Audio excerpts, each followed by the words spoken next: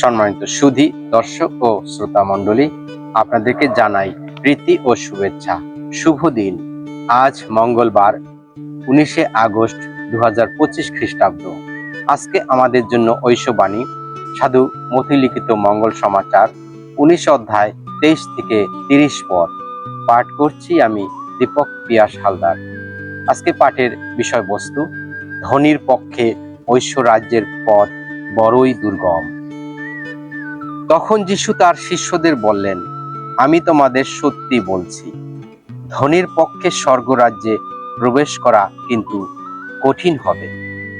হ্যাঁ, আমি তোমাদের বলেই রাখছি, ধনীর পক্ষে ঐশ্বরাজ্যে প্রবেশ করার চেয়ে উটের পক্ষে একটা সূচের ফুটোর মধ্য দিয়ে যাওয়াই বরং সহজ। এই কথা শুনে শিষ্যেরা খুবই আশ্চর্য হলেন। তারা জিজ্ঞেস করলেন, তাহলে পরিত্রাণ লাভ করা কার পক্ষেই বা সম্ভব? তাদের দিকে স্থির দৃষ্টিতে তাকিয়ে যিশু তখন বললেন, তা লাভ করা তো মানুষের ক্ষমতার বাইরেই।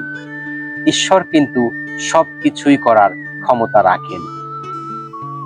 পিতর তখন বলে উঠলেন, কিন্তু আমরা তো সবকিছুই ছেড়ে এসেছি আর আপনার অনুগামী হয়েছি, এখন আমরা তাহলে কি পাবো?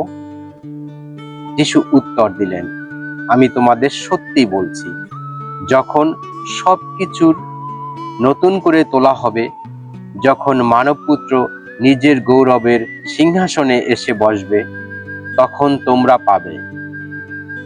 তখন তোমরা আমার অনুগামী যারা, তোমরাও ইসরায়েলের 12টি গোষ্ঠীর বিচারকের পদে 12টি সিংহাসনে বসতে পাবে।